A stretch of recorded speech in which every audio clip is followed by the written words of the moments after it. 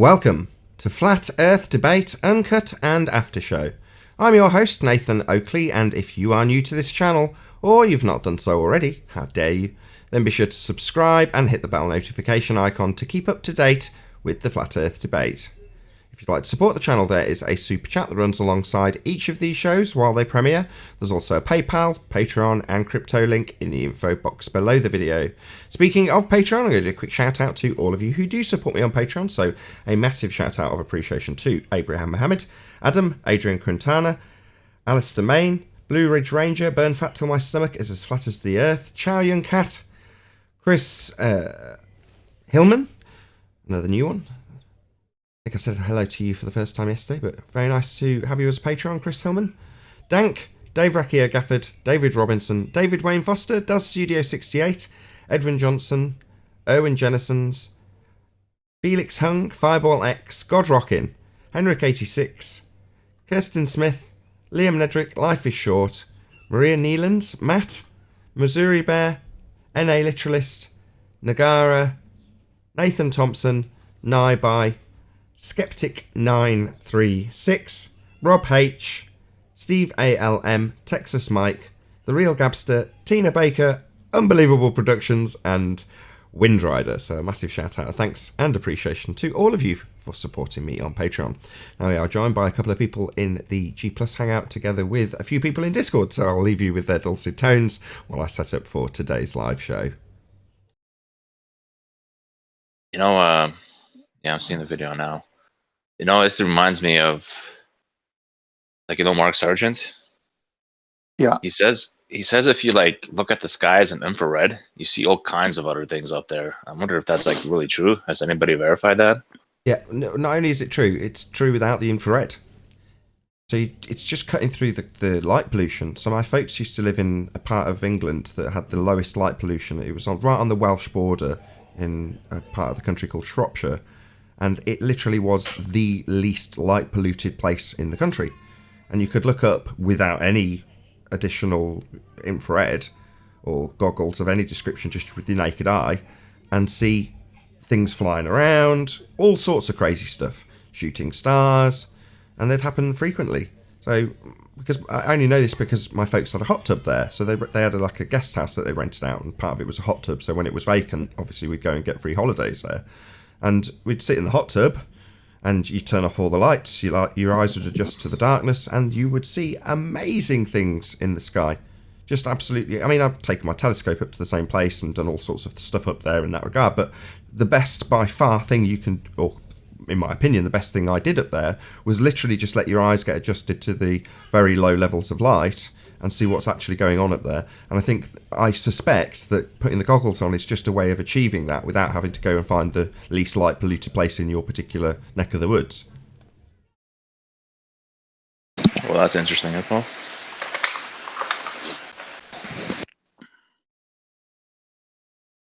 Yeah, when Arwen was describing shooting stars going up, I've seen that several times, as has my wife.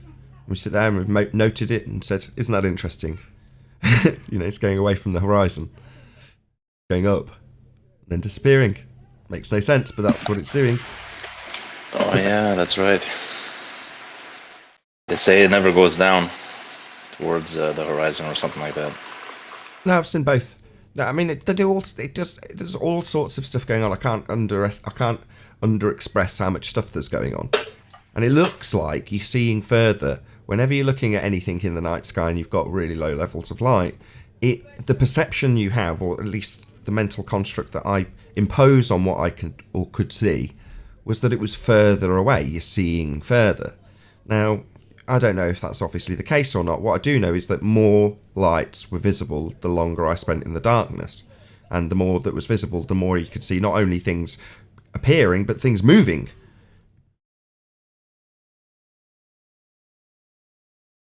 Do you see weird things like zigzags and not just going in one direction kind of thing? No, more akin to what, when my wife was sat next to me, she'd say, well, that must be a satellite. And I'm like, definitely not, based on where they claim these things are. I'm not saying I saw any zigzaggy, haphazard UFO-style movements in the sky. They just looked like lights moving along at a reasonably steady rate in various directions. But like I say, my wife was like, they're satellites. I'm like, no, you can't see a satellite at those distances. Now, what they might have been was low altitude balloons, for all I know. I don't know what they were, but there was plenty of stuff moving around. Is my point. Yeah. Sounds interesting. So your folks had a nice hot tub where they can view the heavens, nice and clear. Sounds nice. Yeah, it was. I mean, you can get that. You can get that in my local town if I drive out, I don't know, a couple of miles and there's no street lamps, and I can achieve 80% as good. Yeah, it's not. The last 20% is the bit where you're getting everything I'm describing. But there we go. That's just the way it goes. But I can drive out and get a reasonably good view of things. I mean, things like the constellations. Many people have probably never even looked at them and don't appreciate how enormous they are, how much of the sky they actually take up. But if you don't look, you don't know, right? You don't appreciate how they're moving if you're never watching them for any prolonged period. If you just glance at the stars now and again, that's not, it's not going to give you any idea of what they're actually doing. Yeah, that's right. Like before, I never used to look at the moon like I look at it now. I'm like, oh my goodness. It's good to hear. Looking at the skies, yeah. But I was always looking at the skies, and when before Flat Earth, in other words, at least I thought I had a good grasp on what the heliocentric explanation was for the stars. I still looked up and went, wow, what the hell are they?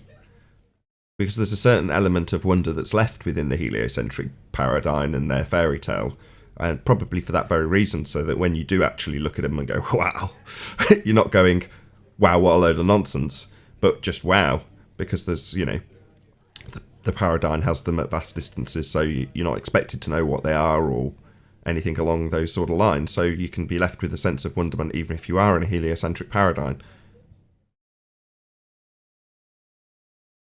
Yeah.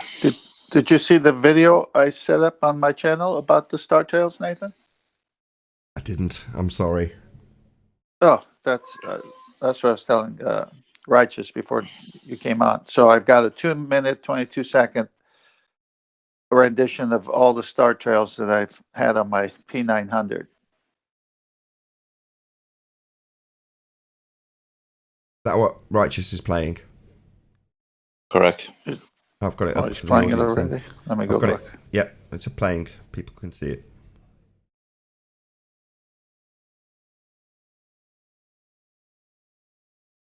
Yeah, it's beautiful.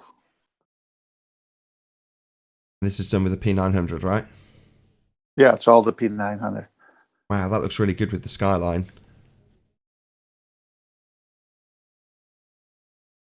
Top work. Hey, Adam. Afternoon, guys. Hang on, what day is it? Hey, Adam. Oh, it's Thursday. How come you were here yesterday?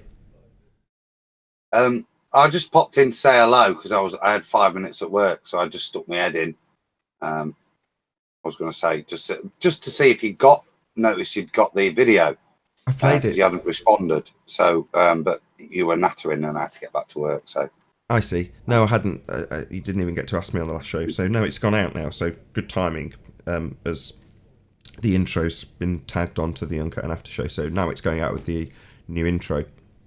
I've also ordered some sound editing stuff, so something that's bugged me, it's just lack of finances, but as soon as I got this month's Patreon check, I'm like, right, I know what I'm spending that on. So I bought some bass traps and some diffusers and absorbers of various different sizes, and I'm going to dot them all over the lounge. My studio, let's rephrase that, all over the studio. And hopefully it'll improve it. Now, to be honest, the mic's pretty good, but nonetheless, I'm reasonably fussy about these things. It's something that's bugged me for a long time, ever since I've redecorated this room, that it's very echoey, because there's nothing on the walls. It's just like bare painted walls. But I'll hopefully resolve those that. plaques you bought. Again? Have you got them already? The hexagony pattern plaques? Oh, yes, I did show you the designs, right, in Ballbusters. No, they haven't come yet. I've ordered, I can't remember how many, a few. I've spent a bit of money, but hopefully they'll come in the next 10 days, I would hope. It's not a quick process. They've actually got to manufacture them, as far as I'm aware. Is that the end when we see the north? When we see the compass? Yes. I was gonna say, like, did you travel the world to capture these? Because they all look like from different positions. Well, it's on my property, and I'm on different positions on my property. So yeah, all over the world then. All over the world. These are glorious though. Like, look at this one over here. Like, this one almost looks like it's at the equator. These ones are bending that way, and these ones are bending the other way. I was going to wait to see who noticed that. Yeah, he's just I've turned got it. around. Oh god. Just Yeah. quick close to that. He just turned around. No, but what Righteous is saying is the game that they play on us is show a picture like this and say, bring in begging the question of the equator and the globe. And here I am in California, and I get the same picture. Yeah, Just by coincidence, John Le Bon was on a live interview today. As it's a John Le Bon argument. Just pure coincidence. Yes, you can get that effect anti-clockwise, clockwise just by turning around. It's amazing, isn't it?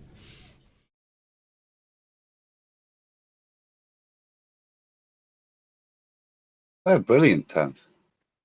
Thank you, Adam. Yeah, it's the camera. It's not me. No, it's not the Camera's camera. a cool camera. I mean, yeah, it's the camera, but yeah, you've got to know how to do it. You've got to keep the camera. Look, it's Look, clear. You've got this absolutely rock solid stable. Yeah, you know why? Because I can't find my tripod, so I take a towel or a hoodie or whatever, and I put it on top of either the car or something else, and then I set the camera.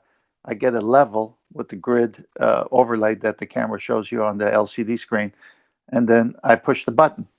So as long as whatever it's on doesn't move, it comes out good. Yeah, some people wouldn't do that. Yeah, my next one's going to be even better. I'm going to go to the highest part of the property where I have more of a panorama. I'll be above the telephone poles and all that.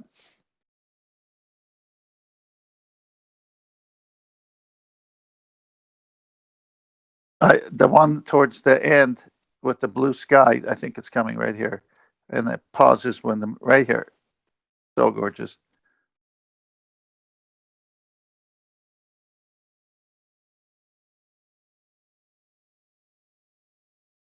So Adam, I saw your intro. Looks nice. Say again. I saw Adam's little intro video too. Yes, Looks thank nice. you very much, Adam, for making a new intro for me. I'm very, very grateful. Pleasure. It's good fun doing it, mate. Didn't know where I was going to go with that, but eventually you just sit and listen. Thought I have to get the housekeeping as the intro. I tried a Bassano type story. The only bit of story in there, Nathan, is I wanted to get the imagery of you looking at the back plane of the back window of a plane back in the day. So that was the Right. bit of narrative behind it. Yeah, I like what you've done, to be honest. I mean, one of the commenters on the... So I've got several other channels in case you're watching this and you don't know what I'm talking about when I say Oakley Chord. I'm just talking about a channel that I used to do sort of test broadcasts, anything to do with setting up broadcasting or recording, and things like intros, uploading them to that is where they go. So I'm not cluttering up the main channel with things like a random intro on its own, which you'll have seen if you watched the beginning of this video. Nevertheless, one of the commenters on that channel, so on Oakley Chord, on the video that I trimmed down that you sent, said make the writing slower. And I'd intentionally gone out of my way to make the writing at a pace that was slightly too fast to read. And the reason is because obviously that's the essence of the show. So it's not exactly subliminal. Obviously you could read it, you could even pause it if you wanted to, but you know what I mean? It's not intended to be read like verbatim word for word. It's intended to be flashed in front of you so that you know, I suppose you could call it subliminally. On one level it's subliminal. You get an idea of what's going to come. It's foreshadowing rather than you actually reading out the full verbatim house question and then seeing a black swan background and putting two and two together. You know, that. Don't get me wrong, that's what Adam's done with the lengthier intro at like a minute or whatever it was. But what I've got in sort of 22 seconds or whatever, I've got it along with, a feed at the end, so I can actually press the camera button to do the actual intro. What I wanted was it condensed into a way that you see them, but you don't get the opportunity to read them. It just flashes before your eyes, all the housekeeping questions, with some imagery of black swans or a globe separating. I love that, by the way, with the molten iron core in the middle. Well, those graphics say they're enough. You don't need the actual question. It's just flashed up, as opposed to put up to be read. That's not the intention, or not my intention when I edited it down. Well, I knew that. We have a relationship now, knowing what's going to happen. I kind of knew. I was tempted because it's about 2.5 minutes long to fill the whole track just for you. But I knew to try and keep it short. But I knew you'd at least half it, whatever I did. So it was a matter of putting my narrative, how I want, and then you'd bring it down to the show intro. Exactly. Oh, it's quite cool. I couldn't hack it down enough, to be honest. I mean, when I said, can you make me a new intro, do you know what I was expecting, or what I'd hoped for, was what I got right at the end. When you've got the disc with the quadrupole that spins around in various ways as a reflection of it. It looks pretty, and all I've done is overdubbed me going flat earth debate over the top of it. Well, that is what I was hoping for. Just something to have, oh, what a day, what a lovely day, then a little bit of a flash of the words flat earth debate, and then that's it. That's 10 seconds, right? But when you sent it me, I'm like, wow, this is much, much more than I was hoping for. And a couple of people were like, this one or the old one? I'm like, the old one's great, don't get me wrong. But by the same token, it's clouds with done on my older iPad when I was very, very limited in my skill set for making thumbnails. You can see my fingerprint marks where I've erased some of the background and stuff. It was pretty shoddy. Whereas now it's polished, it looks shiny and nice, and I think it's just purely people don't like change. So people are like, I still really like the old one. It's like, yeah, well, after 1,000 of them with that intro, I'm pretty sure, it's familiarity rather than just it's a really good intro, because it's all right. I've heard the new one about 50 times, and it's growing on me. So hopefully, that little. I tried to get. Because one thing you did have was a recognisable tune. So what I spent a long time trying to get something that is at least sticks in your head in a little bit. Oh, right. Well, it did before I hacked it up. It's made it slightly different. It's sped it up, slowed it down, changed chunks. Yeah, it was really good until I messed with the audio. It was really memorable. Now it's like that's why I've begged for a full play once a month. But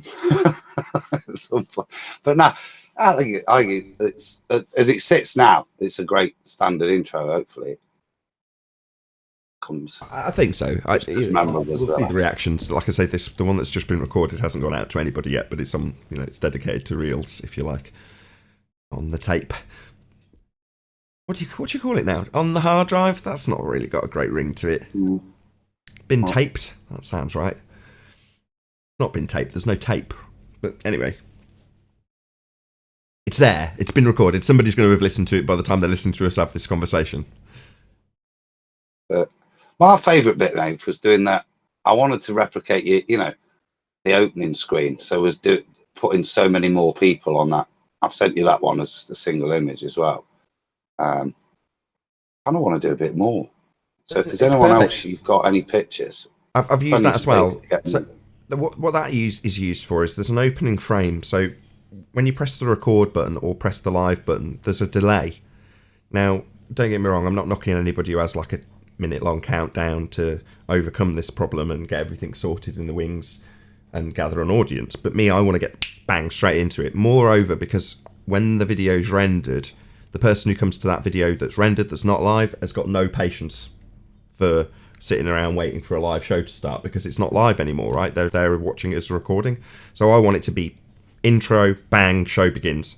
So that, even if it's garnering an audience while I'm going through housekeeping, that's just how it is, But for that reason, I want it to be fairly swiftly into the intro that you've made.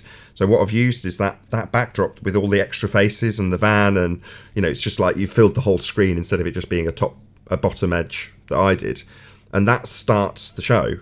So as soon as I press record, when it actually starts recording, it starts on that single frame, which is also the opening frame to the video. So it's a seamless transition from that frame into a roll of video, and then the last frame stays on for however many seconds I need. So it ends up being about 30 seconds by the time that the live show still, and it all mounts up. You know, to me, that's like cringeworthy, too long. 10 seconds is what you need. But we'll see if anybody's like, too long, 24 seconds is miles too long, or whatever it is, 27 seconds. When I'll listen to like a live show and then come and join the pre and after shows. That's why I wanted to do that, because when I'm scanning through, because I don't want to listen to the hour in the middle that I've listened to already, but I'll probably, jump either side. I'll look for the old FE debate roundup logos that you play at those points when you're skimming through. So I wanted something that was recognizable, hopefully, that demarcates beginning and end of the live show. So when you are scanning through, you can just look on the thumbnail bar, and just find that picture, and I know. Very useful. I think you're right, because if it's only 10 seconds, you can easily scrub over it. Whereas if it's 30 seconds, you're a good chance you'll scrub it and see it, and then you can find the point that you've not seen already, i.e. if you want to watch the pre-show till the live show begins, and then scrub through till, as you say, the after show begins.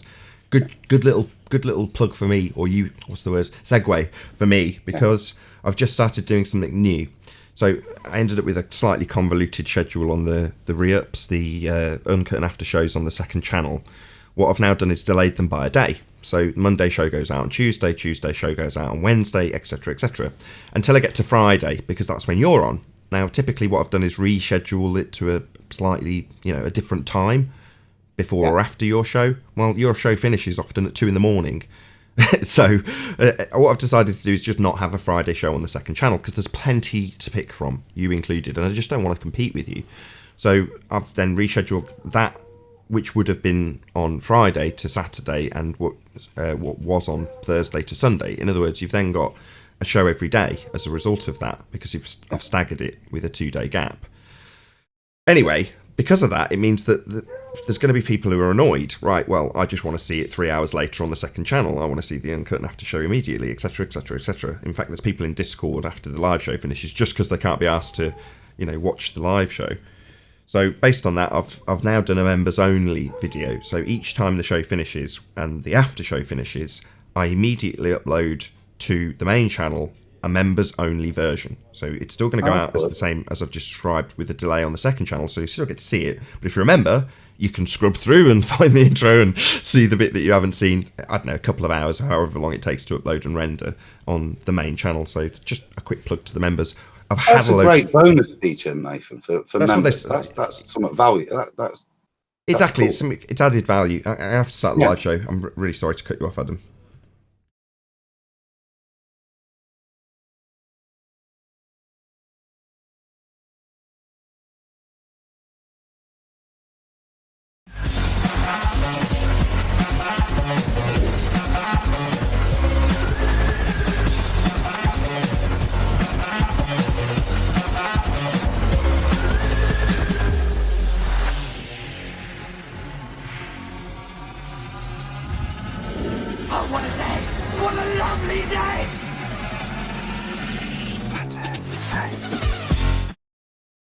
Welcome to Flat Earth Debate Live.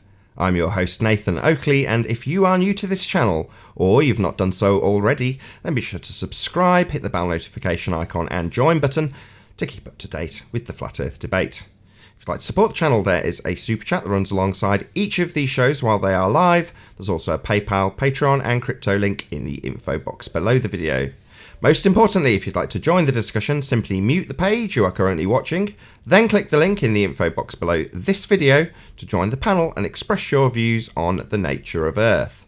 If you do join, please don't swear. If you do, you'll be ejected, and if you are, please don't try to rejoin the stream using sock accounts. You'll be warmly welcome back on the next stream.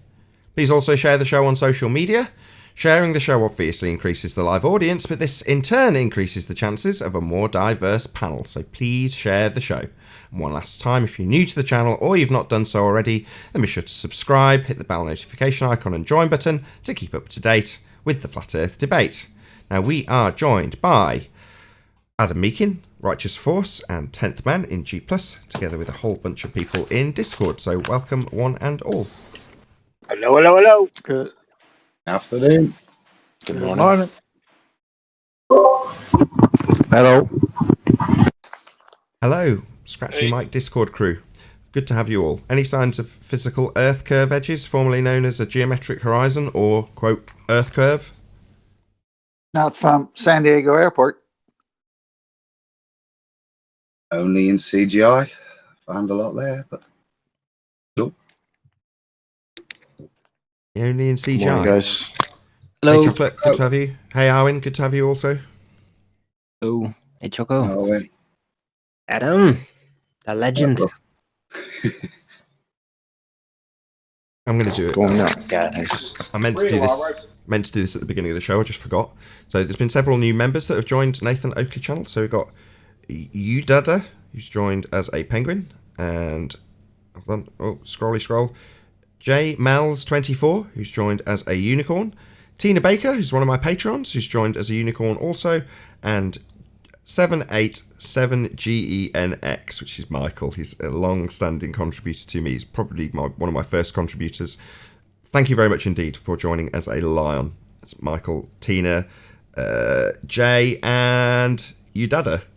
Thank you very much indeed. I think the reason for that is because the Uncut and After show goes out now immediately after the live show finishes. So if you do want to watch immediately and you're a channel member, I tend to publish the Uncut and After show on the second channel with a delay, so you'll see it with a 24-hour countdown. But if you did want to watch it immediately and you are a channel member, you can. Moving on, housekeeping-wise, any evidence of axial rotation of the Earth-based variety? No. No. Nottingham. No.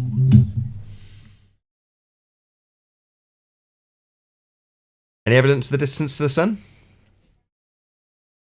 Come on, Arwen. It's right over there. Yeah, I can see it too. Nice clear day. Any evidence of the distance to the sun? Nathan, they don't know how to measure geometric horizons that don't exist. So how are they going to give us that? I don't know. Why would you need the horizon in the first instance to measure something like the sun? What are you talking about? They It's not really. Calculate it. All right. No, I'm going to need it measured. It's a lot clearer day here than the last time I was on. And it looks a bit further away, the sun, today. So I can definitely say it's still more than 1.5 miles away, because it's definitely further away than Sainsbury's. More than 1.5 miles away. I've got a photo in the old reel, of course. Nice new shiny reel, doesn't have it. Of a picture that I took 3 years ago, where I've got the sun in front of a tree that's less than 100 yards away. What? You heard. There's a tree, I can see it from here right now, and I've got a picture of the sun in front of that tree. Just the way it looked. It looked less than 100 yards away in that image, because the tree was behind it. I think that might have just been the halo that kind of like shone over. It was the sun. I don't know what you want me to say. I've got a picture of the sun in front of a tree that's only 100 yards away, probably less. And I published it because I thought it was interesting.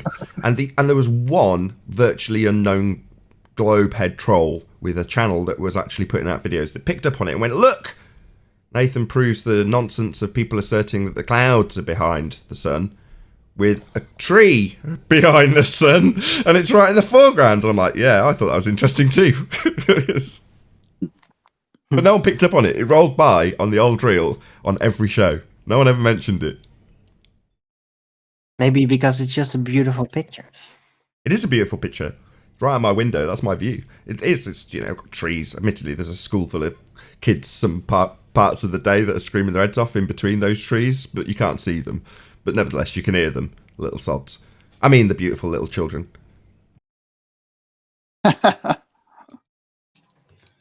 No one commented on it because they didn't want to go out on the limb. I love it. Boom, boom. But anyway, we haven't got it to scroll through and find it now to discuss it. Go on, Neil. There's people that swear by the clouds being in front of the sun pictures. I mean, the sun in front of the cloud. Yeah, I know. That was again partially why I put it out there. There's a lot of nonsense asserted from the flat Earth side of this argument. You know, more stuff moving around my lounge unexpectedly, poltergeist. I put it out because there's a lot of flat earthers that will assert nonsense, especially about celestial objects. And you're like, how do you know? Well, because that's how it makes sense on my model, is normally the answer you get. Well, my model, the sun's right in front of that tree outside my window. Anyway, Adam, anything to add as it was your point? I think awake souls is the thing that springs to mind. Awake souls? He's the guy that constantly calls people Satan. Yeah. He didn't believe his model. But the spawn of Beelzebub. Shouldn't he be out, you know, finger pointing and claiming people are transsexual when they're not? Isn't that his bag? No, he thinks I think with Awake Souls, he thinks more like he's literally in hell and everybody is demons but him. That's I see. kind of almost what it comes down to. He's still going. I don't know. I never used to watch him, but I used to watch Tim Osman pointing out really weird things that he'd done. Let's move on with housekeeping. Sorry. It was just a flashback, mate. I'm sorry. Yeah, that's what I Maybe he got. just- Soon as I was like, weird things that he'd done, Tim Osman's described them. The things that he'd done went through my mind. I'm like, do I want to discuss any of this? No. No. Maybe Awake Souls just says things on the fly. Let's say his name a few more times. We might garner him a few subscribers, right? Moving on. Any scientific evidence of gravity? Nah. Not Nope. scientific. CGI evidence. CGI evidence for gravity? Oh, I suppose Yeah, you've got the G pictures and- of the bending the space-time G. fabric with No, the no, little no. squares. You're thinking of descriptive evidence. No, the G in CGI. That's a big G. Oh, right. She just got that. It took a couple of seconds.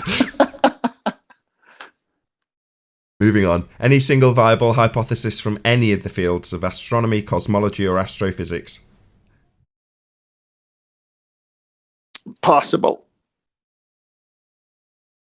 Well, they could potentially, but yeah, all the things that they speculate about are so far out of reach, they'll never get to actually physically confirming it. But in So it's impossible. theory, it could be possible. If any of it would be right, which it isn't. Well, the question is scientific evidence. Oh, okay. No, the standard's even lower. It's not even asking for scientific evidence. A single viable hypothesis isn't asking for scientific evidence. It's the lower standard. So even what you're asking for, or what Quantum Eraser has phrased, very cleverly so, it's actually within their capabilities. So a hypothesis is also abstract.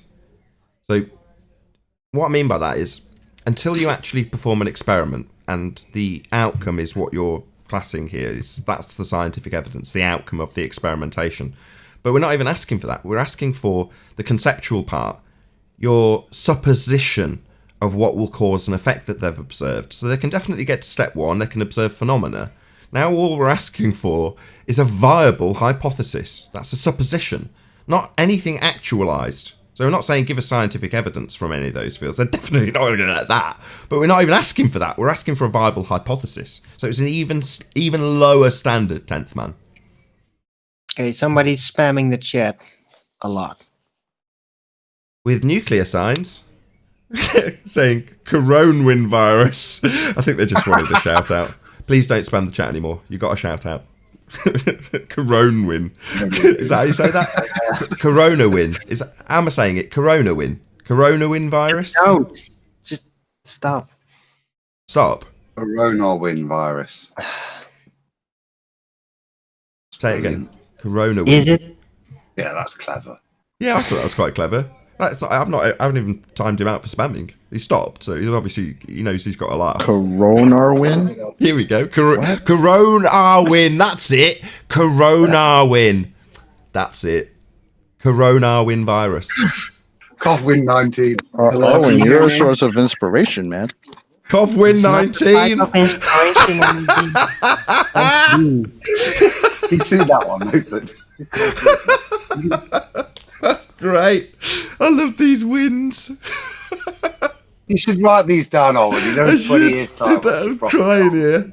I haven't even got through the housekeeping yet. Stop spamming the chat. Especially not when we've done housekeeping yet. 19. Hello, can you hear me? Hey, Babs. What's up, Hey, man? how's it going? Yeah, so the Globers seem to think that masses can't accelerate on their own without external forces being applied to them. And this is all based on Newtonian laws of motion, where mass times acceleration is equal to force. Force. I mean, recently we've been talking about the hydrological cycles. So obviously you input energy into a puddle and it changes into gas and then works its way up. But is that putting a force into it? It's putting energy into it, but is that classified as putting a force into it to make it go up? Well, according to them, a force is equal to a mass that's accelerating. So these are Newtonian principles, though, right? Yeah, those are Newtonian Oh, principles. right. The laws of Newton were not right. Richard Feynman. I've actually heard you say that before. No, I've heard several people say that not me. before. Hell no. I'm not taking credit for that. That's Richard Feynman, not me. He's the one that said they were wrong? Correct. Well, no, he didn't say they were wrong. He said they were not right. Well, isn't that what wrong means? I'm just quoting him verbatim rather than changing it and paraphrasing it, that's all. Right. Now, is this a little bit too much to ask for right now, but do you have a citation for that? Because I might need that for later on today. Just type it into Google. I'll just use their standard. No, I haven't. Right. I could try to find it for you and get it to you a little bit later. I'm at work now. Yeah, just send me a DM or something. Can I just say something, though? In terms of when I will cite something like that, it's because you don't actually, in a debate, rely on citations. They support your argument. Now, I'm incredibly lazy. I'm in a sofa with my feet up at the moment, and I've not got anything. My keyboard's it's on charge, and I'm basically lazy. So what I would rather or prefer to do is just win the argument without necessarily using any citations, because they're not even required. Some people will just give you a citation. The dude 2 days ago, I think that's going out tonight on the second channel. Subscribe today to Nathan Oakley if you want to watch Uncut and After Show. But the dude came in and he's like, I've got a citation. Irony of ironies, after Arwin, as he's picked up on a little trick I've been using and decided to become the authority on Arwinian gravity. And he's like, I am the citation. It's like, perfect, this is ace. Because the guy then provides Einstein, and he's like, I've got citation for it. It's like, yeah, just because he's written it down doesn't make it reality, any more than Arwin writing it down making it reality. So citations in those regards, people rely on them like they actually prove your argument. And it's the other way around. Citations support your argument, but your argument is what's actually being challenged, not the citation. So when someone says, I'll just read this Google wiki, whatever I've got, it's like, no, I'm not going to read it. Give me what the argument is. If you're claiming science from wiki, give me the dependent and independent variable. I'm not going to read through your wiki citation again because I'm totally lazy. Read it out to me. Tell me what I need to know about what you're claiming, because I don't really care about the citations half the time. I can't even be bothered to read them, let alone garner them and give them. I'd rather win the argument. Right. But in this discussion, it matters because most of us aren't scientists or astrophysicists. So when we're talking to the Globers and like the people that are watching, they need support from someone that actually is a scientist or an astrophysicist. So I know. I get it. Citations help to offer support. I understand. I just posted No, I get it. It's strengthened. It supports your argument. Well, I know what supports means, but I'm just lazy. It doesn't. I don't care that they want it to. I don't care if they believe me. So if someone in the chat now says, "I don't think Richard Feynman said that," I don't care. Yeah, right. Oh well, I don't care. Sorry, I shouldn't have that attitude. I know, but I don't care. I don't Nathan. care either. Nathan, I just posted it in Master B for Babs. I saw. Do you want me to put it up? No, I don't care. I'm not in Master B. Oh, perfect. Thank you, 10th. Make my point for me. Well, what makes Feynman an I'm not authority? in Master B. Oh, excellent question, Arwin. Sorry, don't rumpus, Arwin. Can you say that again, Arwin? What makes Feynman an authority on these things anyway? You know, he's done a lot of experimentation. He figured out a lot about quantum mechanics, and he was absolutely a mathematics master. But what makes him then an authority on these type of statements? Like, if he disagreed with somebody about something, why does that make anything true? It seems like it's all grounded in this idea of peer review, and that if enough, the consensus type of agreeing. Well, Yeah. the same could be said, Arwen, the same could be said about Newton not saying what he's, as people test Newton saying, and find out that 207 years later, somebody else attributed something to Newton. Right. Well, yeah. In that sense, you should take care that if you're going to use Feynman's concepts and theories from his works, you should, of course, not take them out of context. So in relation to Feynman's work, of course, what he said is very important. Not necessarily. But other than that, just because this person agrees or disagrees with something out there does not make that true. Right. It's more a consensus-based type of argument. Correct. Anyway, someone going to read this? If not, it's just about legible and this font size. If no one else wants to read it.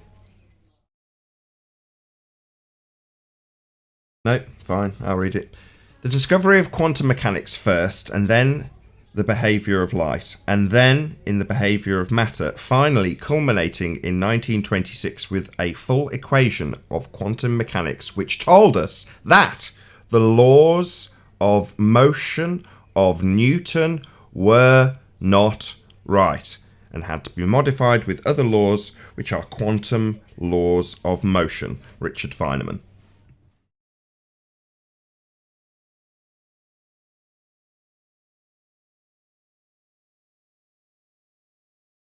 Are quantum laws of motion related to bendy spacetime? No.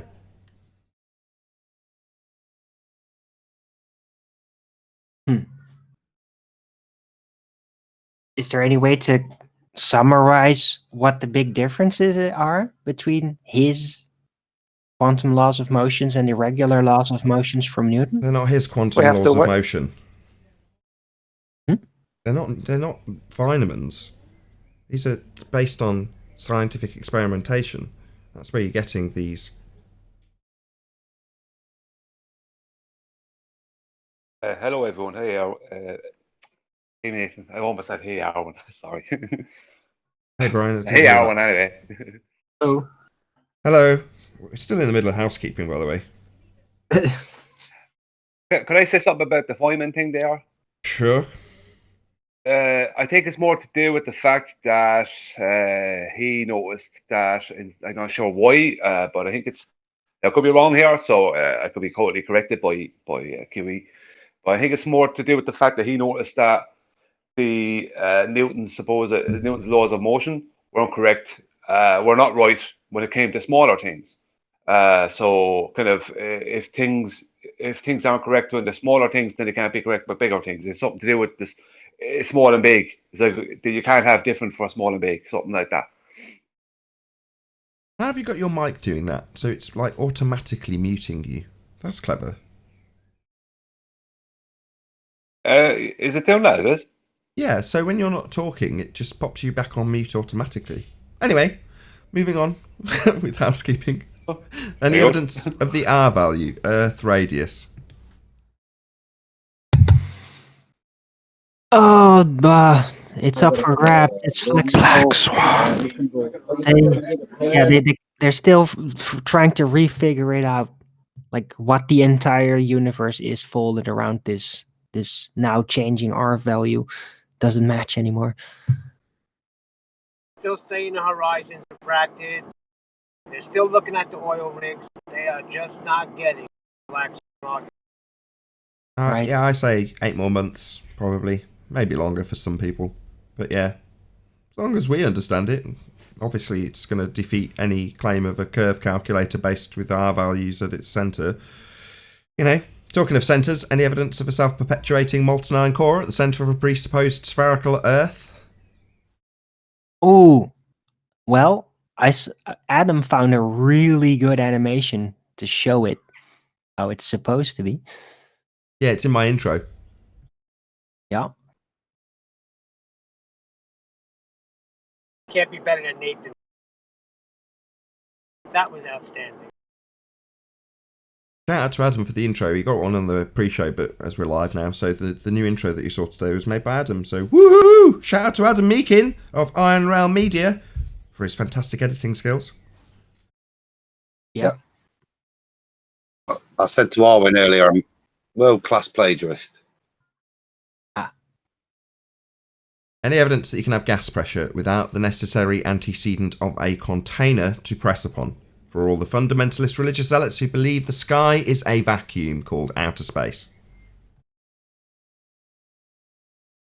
I would like to see it demonstrated here on Earth.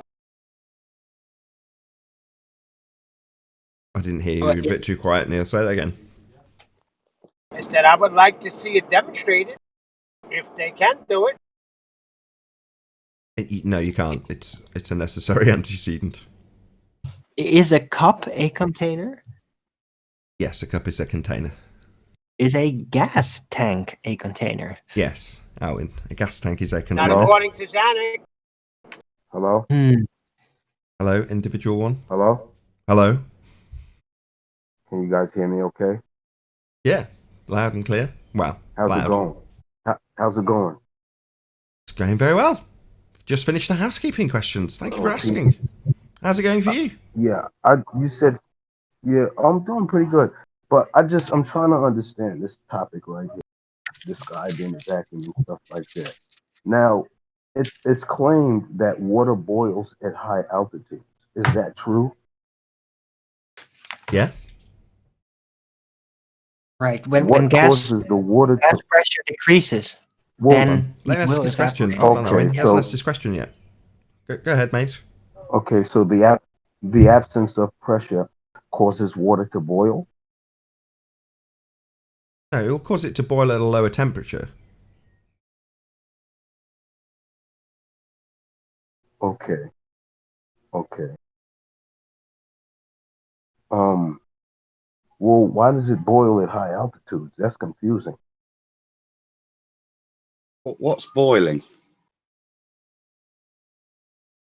Water I mean, turning the into claim gas. is, I didn't verify this stuff now. The It's just claim he's is that leading water you. boils at high altitude. Sure, he's leading you. So he's asked you what is boiling. It's water liquid form turning into water gas form. It's a phase transition, what we're witnessing. So part of the variables within that phase transition, along with temperature, is also the pressure the atmosphere creates on the surface where the phase transition is going to occur. And if there's less pushing down, rebounding those molecules that are trying to escape from the surface, then the rate at which they can escape or boil, as we observe it, is lowered. Less resistance. That makes sense. Yeah, better than I could have done. Thank you, Thank Adam. you.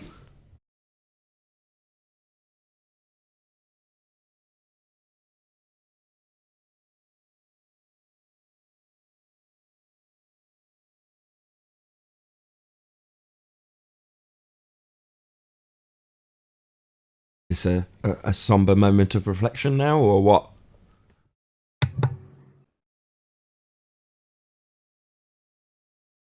Excuse me? Water.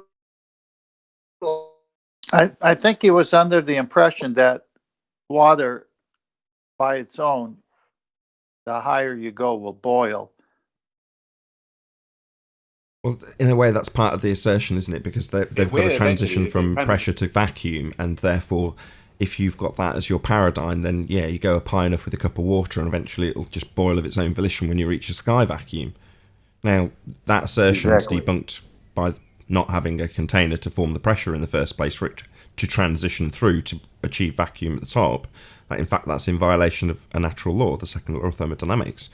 But I don't know if that's ever been asserted. I've never heard that asserted or seen it written down. But this guy's natural logical progression in terms of his question does actually make a lot of sense.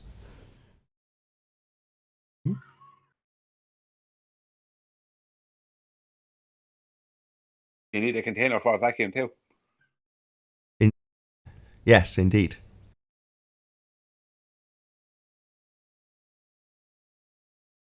Can Adam summarize what he said again?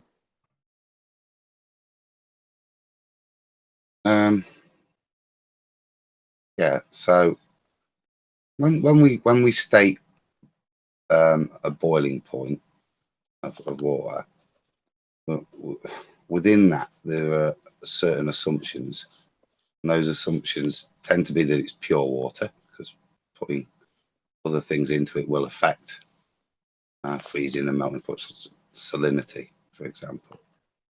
So there are lots of factors that affect the way in which phase transition occurs, and we make these statements that it's at standard temperature and pressure, and they're two biggest variables. But we're talking about temperature, obviously we understand, and that's when we go up the mountain and it boils. That phase transition we notice is happening at a lower temperature, and the two are inversely proportional, temperature and pressure, with regards to this. So as we go up and the pressure decreases, there's less of a requirement of energy input to generate a phase transition, and that's because there's less interference at the surface where the phase transition's occurring. So what you're saying is, as you're lower, you've got more gas particles bashing into the water, the liquid state, and therefore if something's about to release, i.e. change from being bonded to being unbonded, and it happens to be bashed by a gas particle, then that phase transition may not occur. Whereas as you go up, there's less likelihood that the gas particles are going to bombard it at the point of phase transition, therefore a higher likelihood of phase transition will occur if there's less gas bashing into the water state. Yeah, put simply, but hopefully that gives you a picture of how the pressure's playing a role. Okay. Cool. I still got more research to do on this stuff. Kind of like going on, but I'll get there. Adam, are you saying that water wants to become gas, but it can't at surface level due to the amount of pressure we have? So on a molecular level, water's always doing this. It's called what's called the latent heat of vaporization. So there's always water leaving the surface and coming back during that phase transition, because there's, on an individual molecule level, there's enough energy for that to happen. When you're seeing it boiling, you're seeing loads of it trying to leave at the same time. That's why, yeah. Excellent. So it is so precise that only the exact adequate amount of water leaves. Like, I mean, due to the, let's say, surface pressure we have, a constant pressure, due to this constant pressure at this particular amount of pressure, it allows only the absolute adequate amount of water to become gas. I suppose the way in reverse is a hot cup of tea. You think about your hot cup of tea, all you're doing there is changing the temperature of the cup of tea. It's slowly getting lower and lower, and you'll see less and less vapor coming off the tea. But even when your tea's stone cold, if you leave it there long enough, it'll all evaporate away, won't it? Yes, exactly. It won't boil off. Boil is just loads of that happening all at once. Loads of the molecules trying to do it. All of them fighting, trying to get away at the same time. And when that stuff starts evaporating off, what direction does it go? Adam? Well, it becomes subject to gas law once it leaves the surface. So Gas law. That would mean it would expand in every direction. yeah. Or if obviously it goes back down, it becomes reabsorbed in most cases. But once it's liberated, yeah. So that's any of those directions away from the surface, it will go. But all of those directions away from the surface do have a positive component on the z-axis, i.e. they go up, yeah. To leave the surface, it has to have a positive. Hold on. Don't they go down, go boom, boom? No down, boom, boom. No, mostly I down. want to say something. No. All of that leave and liberate have to go up, don't they? To leave the surface. Hold on, let's just get clarity. Mostly down? No, none down at all initially. No down at all. No down, boom, boom. But mostly Up, down. so up and away. All up. Yeah, that's the thing that I was curious about. Oh, no, we got a nibble. Hold on, Adam. We got a nibble. Go ahead, Babs. Yeah, I gotta say this right now before I lose this point. Yeah, they say that most things go down, but our answer to that is that we observe equilibrium. Everything we observe is ordered in equilibrium, and the only things that are moving randomly are gases. But at a fundamental, like micro level, liquids and solids are also randomly moving. But the question is, why is equilibrium down? Like, why is it that there's a tendency for most objects that have mass to be down? Can I try in a state of equilibrium? Sure, I'll try and answer that. I think because the idea of equilibrium in the system that we are in is complete folly. So the word that you would be better substituting for equilibrium is balance. So when you've got Adam describing, who's rustling in G+. Anyway, when you've got Adam describing like water having a single molecule be liberated into a gas state without being at 100 degrees at sea level centigrade, well, that is part of the balance that we experience. Everything's in a harmony as opposed to in equilibrium. So we're never achieving an equilibrium in that regard. There's always a certain amount of entropy, and it's kind of the reason or the necessity that the entropy laws are described with isolated systems, because of that constant flux, that slight imbalance, if you like, which isn't achieving equilibrium. Entropy or change is always occurring. So therefore, to describe this simplistically, you have got to kind of exclude all other influential sources to describe it simplistically. Otherwise, you end up with what I've just given you, which is like, what, 30 seconds diatribe just to explain that things change? Well, yeah, things change. Well, that's like 2 words to sum up the entropy law, pretty much. You know, so to describe equilibrium is kind of wrong. Does that make sense? Right. I agree with you that entropy is always taking place, but the question is that when we're observing specific states of matter, like liquids and solids, for example, why is it that when they're in a state of equilibrium, they're down? Why is equilibrium down? Well, number one, that's not the case. That is the question. Number one, it's not. It's up for some things relative to their medium, depending on the medium. It's medium specific. Anyway, the other thing is you're wrong on another front. So let's say you've got a perfectly static puddle and it's isolated in every regard from any sort of heat exchange. Well, it's still not in equilibrium because the thing is moving at high velocity, even though it's bonded.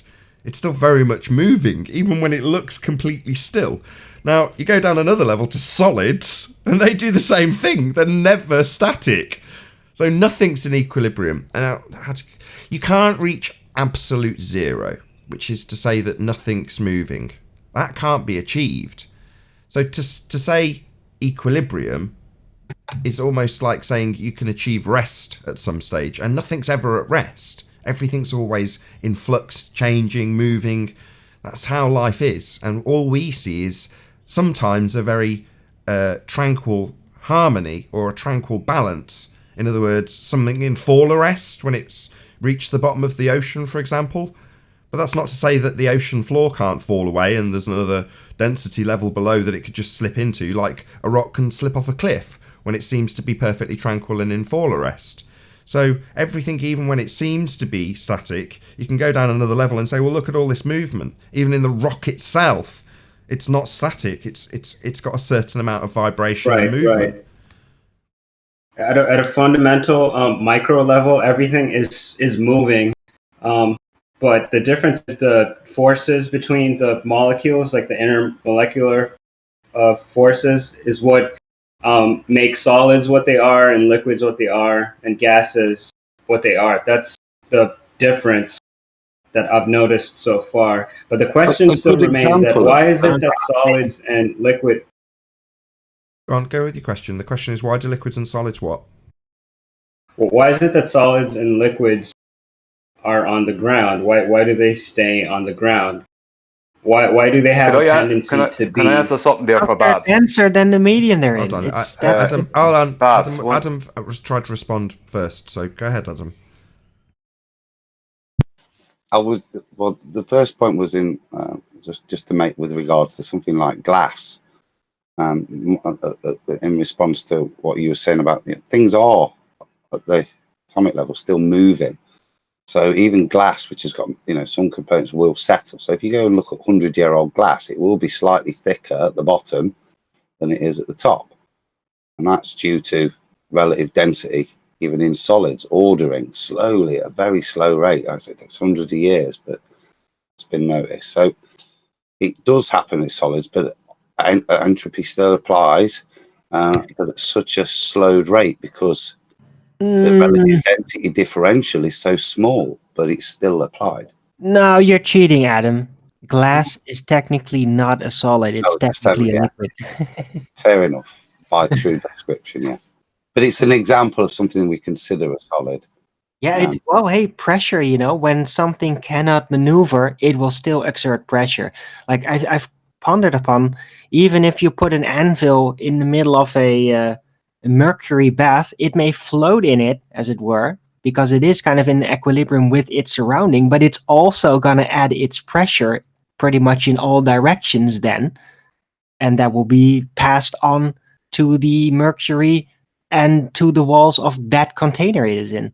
I like that. Why does matter arrange itself in that manner? Why is it that the denser objects are at the bottom and the less dense at the top? Why does that order stay consistent? That's the way it is. Isn't that almost like asking why does entropy happen? Kind of. So this effect so Dr. John D, Quantum Eraser, myself, Sleeping Warrior, and I believe Adam as well, all had probably a week-long discussion on this and came to the conclusion that the description is a second-order effect of entropy. So it's not like you can pin it onto something and establish the cause. It's a second-order effect of entropy. So initially I was like, this is entropy. And Dr. John D and Quantum Eraser were like, no, it's not entropy, but let's figure out what it is. And then, like I say, there was about a week of discussion on it.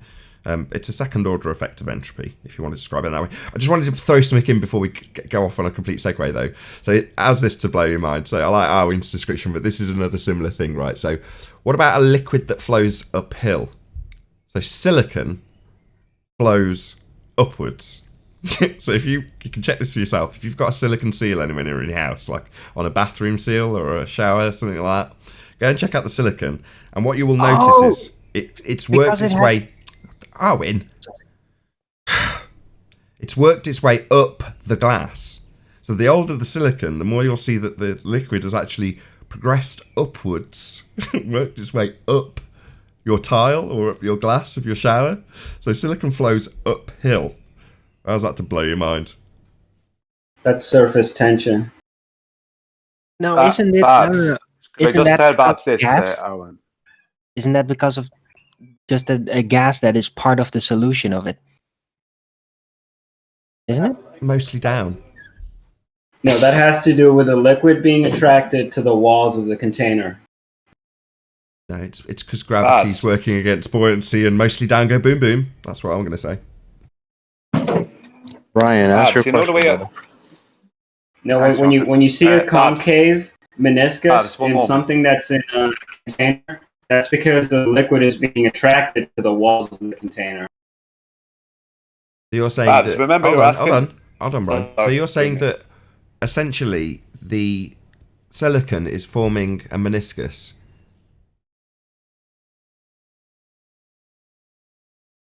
What? Hold on. Oh shit, I was muted. Yeah, the silicon is forming a meniscus. So you can have a massive silicon meniscus then. So if you had a pool, if I got a plate with a little indent in the bottom of it, and I covered the surface till it filled up to the first lip with silicon, you're saying that it would just work its way up into a big concave shape and work its way up to the top edge of the plate? We wouldn't know until we perform the experiment. Not an Everything is experiment. just hypothetical. Oh, someone kick him out. Oops. Observation. I mean, we haven't done the experiment, so this is all just hypothetical right now. This isn't an experiment. This is just merely observing potentially a phenomena in what silicon does. Right. If it happens on a micro level in a test tube, then yeah, it would happen on a macro level as well. So you could have literally, you could fill a potentially a swimming pool with silicon and then watch it turn into a concave shape. Amazing. Yeah, I mean, not as dramatically as you're defining it right now. Probably just like on the edges, you would notice some of the silicon being attracted to the edges of the. I mean, it also has to do with the materials that are being used. If you're looking at silicon in a test tube, that's glass in comparison to a swimming pool that probably has like ceramic or concrete. So it's you have to consider the materials that are being used as well. Sure. The reason it's fascinating is because obviously when you look at silicon, most people will touch it and feel it's fairly solid nature and not appreciate what it's actually doing when it's working its way up your glass of your shower, or in this instance forming a concave, sort of like a lens shape, I would imagine, depending on how severe it would be towards the centre. And I think, visualising this, how it may actually appear, instead of just having it like with water, you've got a tiny little edge that works its way up. Well, it might be that it works its way further down, is my point. In other words, if you end up with an inch meniscus, that's going to be quite dramatic, right? That's going to form like almost a lens. I don't know, I'm just speculating. Right, this is all just speculation. Abs, just to answer your question a while ago, just before we get too far away from it. When you asked why does solids and liquids go down and gases go up kind of thing, that's not correct. You have to use air as the common denominator. All things that are more dense than air will go down. All things go down through it. All things that are less dense than air will go up through it. But the things going down through it also include other gases that are more dense. So it's all about density. Right. So other gases that are more dense than air will go down. Hold on, Babs. Just say that again. It's all about what? Because that's the most crucial bit. Density. It's all about the density of whatever the matter is. Precisely. So relative density is like adding a descriptor to what is ultimately summarized with one word. It's all about the density. Now you're putting a caveat on in terms of the density of whatever you're comparing in the medium of air. So the relative bit is removed because you're just saying, well, this is all comparable to what happens in air. You change the medium, all the rules change. Yeah. Okay, it matters because the defining point here is if we're really conducting science and we're following the scientific method, we're gonna want to know what the real cause of this phenomenon is. So far, the cause has been stated as density, but that still doesn't explain why things order themselves in that manner. You can't just say that density is the cause of what we're seeing, because what's causing things to be ordered in the way that they're ordered. You can. That question you can still answer hasn't it. been answered. So density can't be the cause. No, you can. There's something else that's causing it. You can assert that. The density is the cause. You can assert that and verify it. It's been sleeping where I've verified it. You go and check him out with his egg and his salt. It's really simple to do. You can do it yourself. Put a bit of salt with an egg. Watch the egg rise because the density of the water increases. So you can easily demonstrate that's the case. But when you get down to, well, what causes the alignment? Well, then you're into where I described it, or I'm taking credit for what is a discussion that I had very little part of between Dr. John Dee and Quantum Eraser. And it's in terms of what will give you that cause. Well, you're never going to achieve it. It's like trying to, I don't know who said it earlier to give him credit, but it's like trying to say, what's the cause of entropy? Well, this is a second order effect of entropy in terms of trying to establish what causes the overall effect, what causes the density alignment to take its shape. Well, no, the way you can describe how things move through their relative densities, in that case water, or in this case air, is just with one word, density. That is what causes that. And you can verify it with science. Check out All Hail Sleeping Warrior the Scientist. Real quick, Babs, what's your name in Discord right now, bro? So I can send you this thing. Hello? You chopping up. His name's Pope, something Space Pope. He's chopping up. I don't know if you want to drop and rejoin. All right, Chopping up, thanks. Babs. That's all I need. Thank you. I think he's sending you something, if you can still hear us, Space Pope, but you're chopping up and we can't hear what you're saying anymore. You've gone all crappy. Not you, Chocolate. Chocolate's just dropped and rejoined thinking I was talking to him. No, I actually hit the end button by accident. Oh, okay. No, I thought I made it clear. Yeah, Space Pope was dropping. Nathan, can I introduce another factor that I was thinking while everyone was talking about the subject? Yeah, by all means. Okay, so information and the creator and the way things behave. It's if you believe in the creator, if you accept the fact that there has to be a creator, then the creator has put information into things. Like, why would he make an apple go up? It needs to fall so I could eat it. So, you know what I'm saying? It's like it's ordered. Everything is ordered to work the way it is. And we get to a place where we're saying, why? Why is it working that way?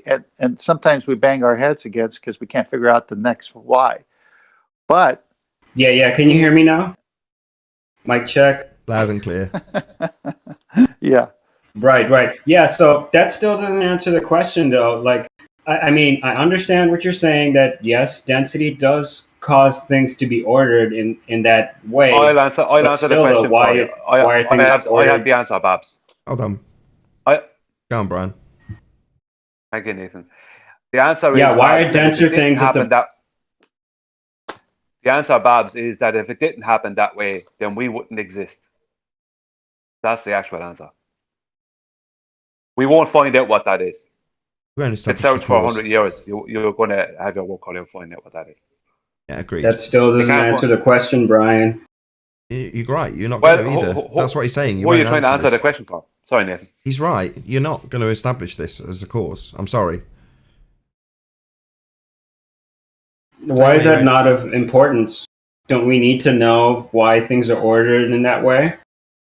Like I say, it's trying to establish why entropy occurs. Why does change occur? Well, that's going to be the ultimate question. And like with any natural law, you're not going to find the cause for it. If you did find the cause for it, it would cease to be a natural law. I see, right. So what you're saying is it's impossible, really? I think establishment of the cause of entropy, or in this instance, a second order effect of entropy, it's going to be impossible to establish the cause of it through science. Yes. I mean, people have made attempts, be it... Hold on. People have made attempts, be it fallacious. We have seen the Cavendish experiment and all these attempts that have been made to explain what we're observing and explain the cause for it. So I think it is of importance. So, but what you're saying is that these things can never be understood. We're never going to know why these things are happening. Sure. Really? If I give you a question within the law, You tell me how difficult this is to answer. Why does heat flow to cold always? Why does what, sorry? Hot flow to cold. Why does that always happen? What's the cause of hot going to cold? Because matter always seeks equilibrium. What equilibrium? Didn't we go over this? Change is always occurring, though, isn't it? Change is always occurring. So we're going around in a circle where we try and establish what's the cause of this change. What's the cause of entropy? Well, as I say, you won't ever establish the cause, because if you did, it would cease to be a law. The cause is the system that we live in. We're constantly being subjected to energy. Let me just stop you. The sun. So hold on. So the system we live in, so what, that be nature? Yeah, this would be a law of nature. It's just because that's how nature is. It's just a description. Any law of nature is just a description of how things are.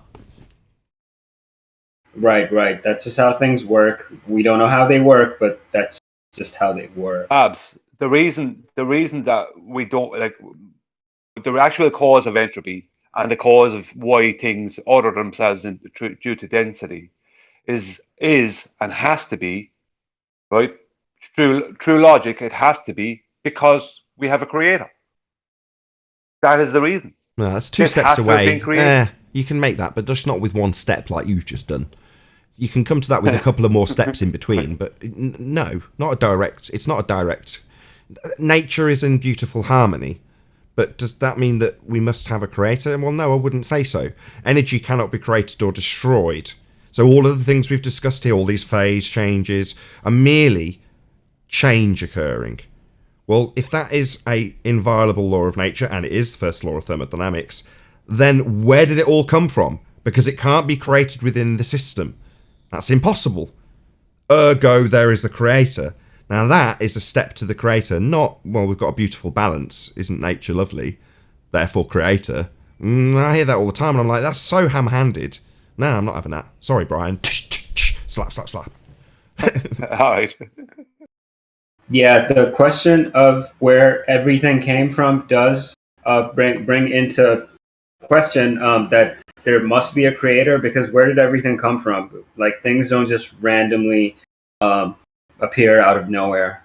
Exactly. Unless you're a glober. Exactly. You can go from nature and how it works to questions about how natural laws come into existence, to how does everything come into existence, to the ontological primitives, to God. So it's not just as easy as saying, well, nature proves there's a God. And like I say, I hear people say it all the time. It's like, mumble. You know what I mean? Right. I don't think nature proves there's a God. I think the information proves there's a creator, because I see information. I see creation. There has to be a creator. Equally as good. Like you said. Equally as good. Yeah, you can't have knowledge without a knower. Therefore, there must have been a knower in the first instance. So knowledge proves there's a God. It's just as good. First law of thermodynamics, because then you undo the assertion within the paradigm that they currently have as well. Everything came from nothing, Big Bang. No, it didn't. That violates the first law of thermodynamics. So what are you left with? If it can't be created within the system, it must have been created by an external source. That's it. End of. But we, as using intellect in that we are part of that system. We rely on that system to exist. Yeah, It you're doesn't halfway rely there. on us. Nah. Sorry. Well, it's just you're halfway there again. So, knowledge, that's the chocolate's got it in one, because as soon as you start to assert knowledge, not only can you back it up with scientific actual validity that is verifiable, that you require information to have a second participant, somebody who's sentient, a knower. You can't have information without a knower. So how does it all start? Well, you can't have anything to begin with unless you've got a knower. Well, what's a knower? Well, if you haven't got anything other than the knower, you've only got a God. That's all that means. Information is that it's just chocolate's taken that route much more efficiently than I have. Right. Yeah, I know. The quantum eraser talks about the infinite regress fallacy when defining a creator. But where did the creator come from? That still applies. Right. The creator did this couldn't have before. just come out of I love it. nowhere. I love We how did this before, Babs. I was going to say he's Come on. asserted the fallacy and then immediately utilized it. So I know there's a fallacy about who created the creator's creator. But who created the creator of the creator's creator's creator? But who created that creator's creator? And he's creating the creator's creator's creator? And so it goes on infinitely. It's an infinite regress fallacy. Beyond the point that you can prove that there must have been an external source, then that's the full stop, because there is an external force. Now, you're never going to get onto the level of seeing that external creator to ask the question, were you created initially? Well, if he was, then there was still the same answer to your original question, which is to say, was there an external force creating everything? Well, there could be 20 steps in between that and an ultimate creator, but it still leaves you with an ultimate creator. You just insert the infinite regress fallacy because you can never have an answer, and that never gives you an answer to the question in the first place. That's why it's a fallacy. That would mean that the creator exists in an area, a region that doesn't have the same laws that we have here. Absolutely. It cannot be any other way. Yeah. If you're a game programmer, you're not subject to the laws and rules that you impose on your program. And if we have a creator, which we absolutely must, then that creator isn't going to be subject to the rules and laws of that which he creates. So no, there's an external place that you're never going to experience because it's ethereal beyond your physical matter. And that area is going to be potentially subject to laws I'm never going to know. But the laws we're subject to absolutely will not be, the inventor of the rules and laws isn't going to be subject to his own inventions and creations in those regards. That makes no sense. In the same way, a game programmer is suddenly not going to have to deal with how you have to chop up a Minecraft block because he's imposed those laws on that program. Anyway, with that, I'm going to say a huge, massive, enormous thank you to all of you tuned in live on the Nathan Oakley 1980 live stream for hopefully smashing the super chat, liking, commenting, sharing, subscribing, and all that good stuff. If you are watching on the Nathan Oakley premiering stream, then stay tuned as there will be an after show to follow. Massive thank you to today's Discord and G Plus panels for making the live show possible. Once again, stay tuned if you're watching on the premiering stream. I've been Nathan Oakley, and I'll see you all in the next video.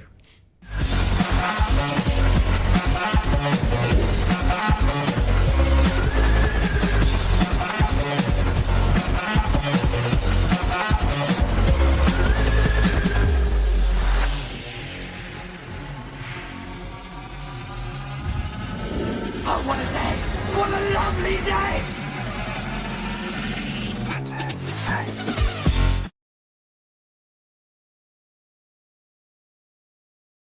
Why not?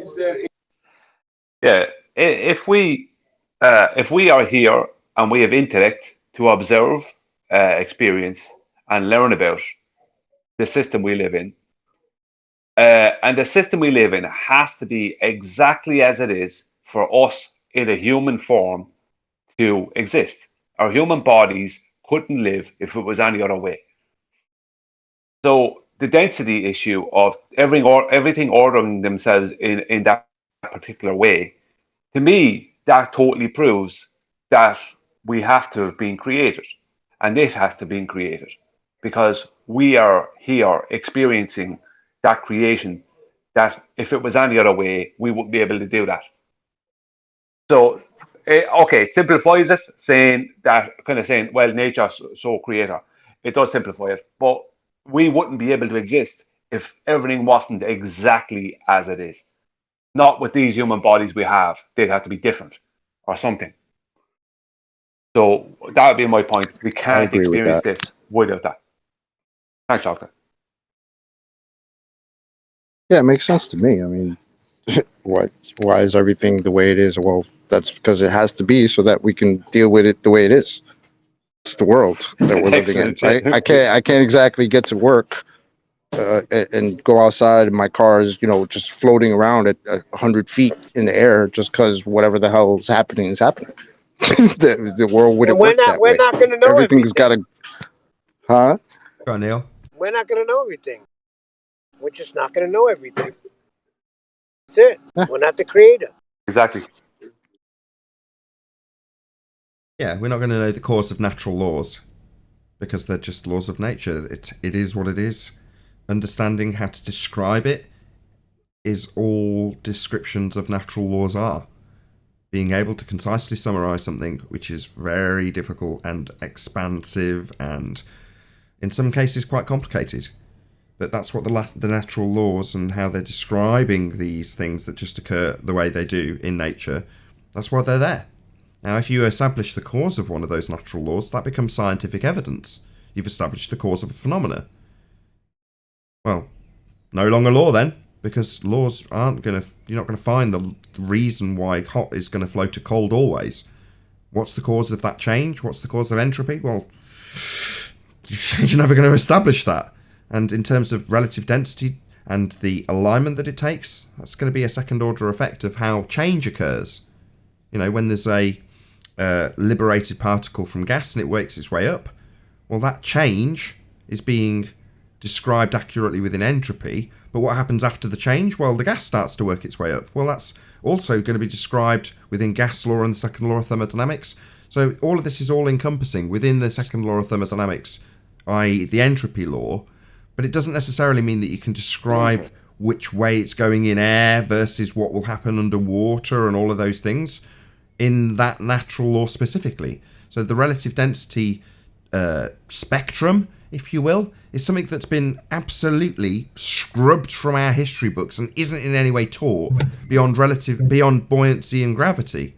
So if you understand that this what could potentially be just described as a natural law isn't, it's been hijacked and described as gravity, you appreciate why we're fumbling and bumbling our way around it, describing it as a second order effect of entropy. It's because it isn't detailed as a natural law. Someone hasn't just summed up this as a nice description that you can call a natural law. It's been called fucking gravity. Radio check. Hello, whoever that was. Radio check. Yes, hello. We can hear you. Maybe you can't hear us. Yeah, I can hear you. I got you. Two things because I'm gonna drop here momentarily, possibly. Two things. The Predator also said, "Do you want some candy?" That's number one. Number two, you got to be careful with equilibrium because in chemistry, that doesn't mean you have equal amounts of reactants and products. It just is, that's the forward reaction is the same as the reverse reaction. So be careful, especially in the context you put it in. You chop in. Everybody, not You chop in. Yeah, I know, man. I'm in a hurry. We got 60% of it. Careful with the equilibrium. Did you get the? You want some no, we candy? My wife's laughing at that exactly. You want some candy? And did you? Yeah, we got. Did you want some candy? The equilibrium part is in chemistry that it doesn't mean you have the same amount of reactants and products. It just means that the forward reaction and the reverse reaction are at the same. Okay, cool. Yeah, we got that this time. Almost in full, 90%. Yeah. So you can have a ton of reactants and not so much product and be in equilibrium. Okay, cool. So go ahead and carry on. If Bab says the Cavendish experiment one more time, I'm going to friggin' come over there and friggin' rip his hair out. Not just you. Get stuffed. It's called. Hold on. Yeah, that's unfair. I've got to take umbrage with that. So, in terms of the law of gravitation, with quotes around it, you can say that there is a. Do you remember when we had this discussion the other day, and the guy was like, because you're saying there is a law of gravitation, that means you're saying it's real? And you're like, no, there is in existence something called the law of gravitation, but that doesn't make it real. Well, in the same way, there is a thing in existence, and this is unfortunate, that's called, and I do it like this, quote, Cavendish experiment, end quote. because that is unfortunate that it's called that, and it is actually pseudoscience. But it just, because it's labelled that way wrong, you've got to address every single time someone details the Cavendish experiment what that means and why it isn't science. So it's not really Babs's fault. That's what it's called, right? Don't do it again, Babs. That's what it's called, though. Is this thing on? I'm not going to do it again, but that's what it's called, though. So what you're saying is that it's not an experiment? It's not a natural phenomenon? Right now, kick him out, bastard. I miss you guys, man. Yeah, you're No, right it's over not. there, man. What's going Hold on? We've still got an audience. No, Cavendish isn't an experiment. No, it doesn't have an observed phenomenon. No, it doesn't have an independent variable presumed cause of the effect.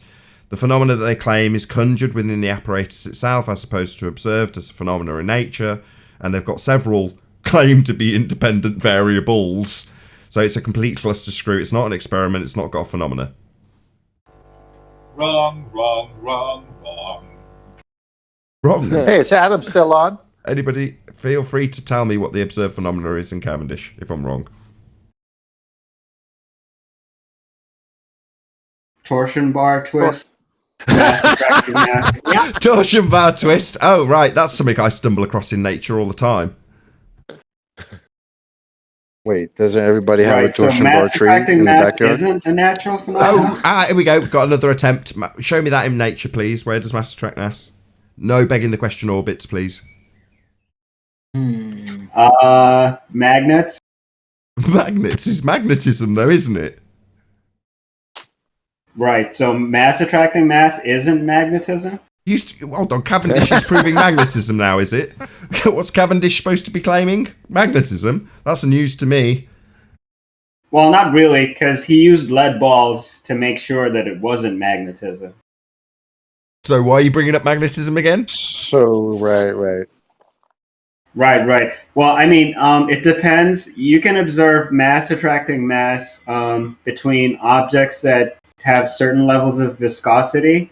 Like if you know, when you hold something that's kind of sticky, isn't that mass attracting mass? What, a stick? But is that gravity? Like when your fingers are sticky, like when you have sticky talk- stuff on your fingers. He's talking about Hold if you touch. Hold on. Sorry, and that's Cavendish, is it? Treacle on my fingers. It's not magnetism. But is it Cavendish, the experiment we're talking about? That's not an No, experiment. it's not. No, it's not. I might have a solution here, guys. If I may. I've got someone talking about sticky fingers and Arwin with a probable actual point. Go ahead, Arwin. Right, so hey, if you want a natural-based phenomena for the Cavendish, then instead of torsion bar twists, which are man-made devices, how about monkey hanging by a root twist? You know, in the jungle? And monkey hanging from a root is gravity, is it? The twist? No, we're not trying to justify a torsion bar twisting actually physically in nature. It's because of the effect of two balls being pulled towards each other because of their mass attracting itself. So is the monkey that? Well, the monkey has two balls. Oh, piss off. Get off. Silence, Legolas. For a start, not all monkeys have got two balls. Yeah, my wife is sitting there shaking her damn head listening to you. Yeah, this has gone beyond crayon munching nastiness. Is Adam still here? Adam is still here. Yeah, I want to ask him a question. Adam. Sorry, guys. Do monkeys have balls? No, not about monkey balls, please. Go ahead. No. So, you able to talk, Adam? Yeah, go ahead. Okay, the autonomic system of the human body, in relationship to our discussion on trying to figure out everything, the autonomic system works, I would say, in a top-down versus bottom-up, if I could use that analogy. Do you know where I'm going before I go again? No, no. Autonomic nervous system is the function of your breathing, your heart rate, all those sort of things. I'm not sure what it is. Right. So you don't have to think about it, do you? It's automatic. Autonomic. Correct. If the So in our last ball conversation, ice buggies.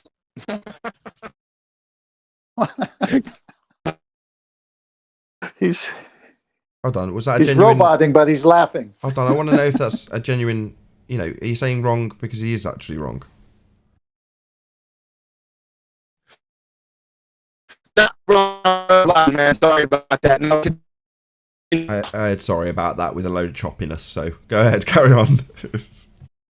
All right. So when I'm training my athlete, the golfer, when he's not thinking, he's more top down and more autonomic with his skill acquisition of the golf swing. When he's involved and he's thinking, which would be more of the bottom up approach, then it's more step by step, and he's trying to control every movement of the acquisition of the skill that he's already had because he's been, playing golf for years and years. So I was just thinking about that in contrast to the previous questions about how things are, why up and down. So up and down, it's just up and down. It's been with us for a long time, ever since man was here, etc. And here we are trying to figure out why up and down is up and down. Just, you follow where I'm going with this? No, because up and down isn't even up and down. They're subjective. No, I understand that, but I'm just saying that the way you describe natural law, which it wouldn't be natural law if you could explain it, go into that. Wait, hold on. Did you just say up and down is subjective? No, it's not. Oh, you It's think objective.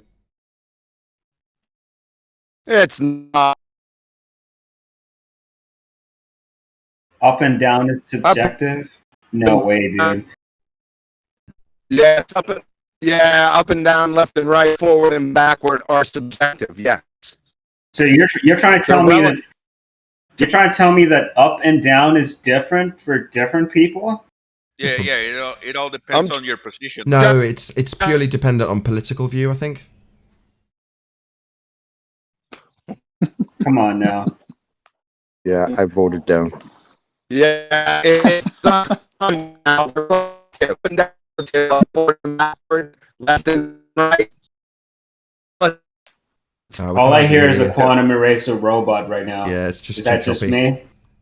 Too choppy. Yeah, the Terminator skeleton structure is coming from underneath the human John skin.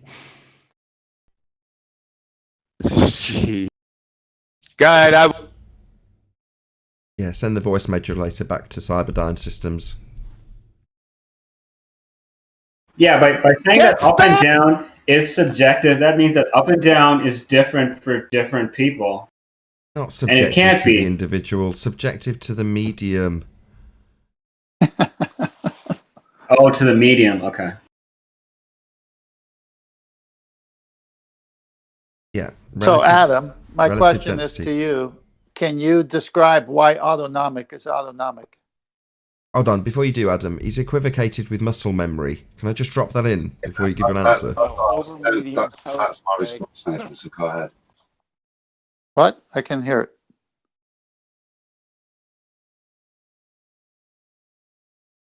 There, Nathan. Yeah, go ahead, Adam. I can hear it. I'm not going to say that. Go ahead, mate. That would be my response. And what was that response? You mixing the two with muscle memory. You're very quiet, Adam. Sorry, the mic's there. Yeah, I think you're mixing the two. As Nathan said, what you seem to be describing there is kind of muscle memory. Muscles don't have memory. Wow. Getting into Muscle's a muscle. Yeah, a state of mind where you're not forcing it. Well, I'll leave that with you to decide then. Whatever that muscle memory is that's described, that repetition, be that sports or yoga or art, you know what I mean, that has an impact, that repetition, in terms of accuracy of repetition. So that to me is what you're keying into. But to me, this isn't an autonomic function. It's a state of mind function. The neurological function. I've got a great analogy for this when you're done, Adam. Yeah, it's not an autonomic thing in that sense. Because it's still a conscious action that's occurring. You're still willing. You don't tell your nephrons in your kidney to filter or filter faster. So it's an unconscious function, not a conscious. No, it's conscious. What you're describing as muscle memory is a conscious action that your brain is taking part in. So the first time you do something, this was given to me as an analogy by somebody who was describing the learning curve and explaining it with a juxtaposition with how your brain works and functions. So they're saying that if you imagine that my equivalence is going to be drawn between electricity that's physically moving in your brain between point A and point B, and that's going to be used in an analogy with like a ravine, and you're trying to get across it. So you've got a rope, and you throw the rope from one side to the other with a little grappling hook. You tie it off, and then you crawl across, terrifying, on one rope to the other side. Now, when you get there, you've done that task once. Now, that's the equivalent of firing off one synapsis or whatever the hell it is. It doesn't matter for this analogy. When you get to the other side and you've performed the task once, you then do the same thing again. You throw another rope across with a grappling hook, but then you're using 2 ropes to get across, so it's a bit easier. Now, the more you do that process, the more you're building a bridge, a very sturdy bridge that you can walk across without any difficulty each time you throw the ropes across. And that's the equivalent of forming what is described in, again, it's an analogy, as muscle memory. It's not muscle memory. You're actually making the neural connections in your brain stronger so you can perform that action better because of your repetition of that action. So you've formed stronger neural connections in your brain to perform that action. So it's absolutely based on your knowledge, your understanding, your experience, your development of those actions, as opposed to your breathing, which you don't need any practice in. Which is my point, because you're creating a super neuron highway. And when you're learning something for the first time, it's step by step, baby step, etc., just like you said. And then what happens is it becomes automatic eventually. It can't be automatic at first because you haven't learned it. Once it's automatic, it behaves much like the autonomic system, is my point. Well, you're wrong. Hold on. Stop. That's where we're saying you're wrong. Because no, that you're not equivocating. You're drawing a false analogy or a false equivalence, between these two things. You don't have to learn how to breathe. No, I said much like. I'm not saying in the crux of how it is. I'm saying that when an athlete is in the zone or finds that perfect place where his skill or her skill is shown, they often are being interviewed by the sports announcer and say, what was going on? You were on fire. And the athlete says, I don't know. I was just, everything was just happening. Right. And so his consciousness is not aware of what was happening, although he knew what was happening, but it was happening to him rather than by him, is my point. No, that's wrong. No, I'm not having that. Hold on, Arwin. That's incorrect. No, he absolutely was conscious of what he was doing. It's not. Oh, God. He was conscious of what he was doing. No, one at a time. Go ahead, Nathan. Why is he was conscious of what he was doing. He was very much in the zone, mentally, in his mind. So that's mental. No, you're missing the point. Hold on, mental and consciousness, these are two different things effectively in this type of process, okay?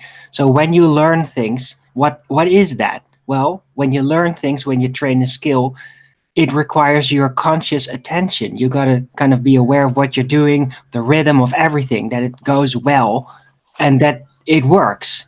But when you eventually then learn that, you no longer require your consciousness to busy itself, and muscle memory is what is then gonna take over. So it is very close to your conscious, and your conscious could pick up onto something happening, on some kind of thing that might be wrong, out of place.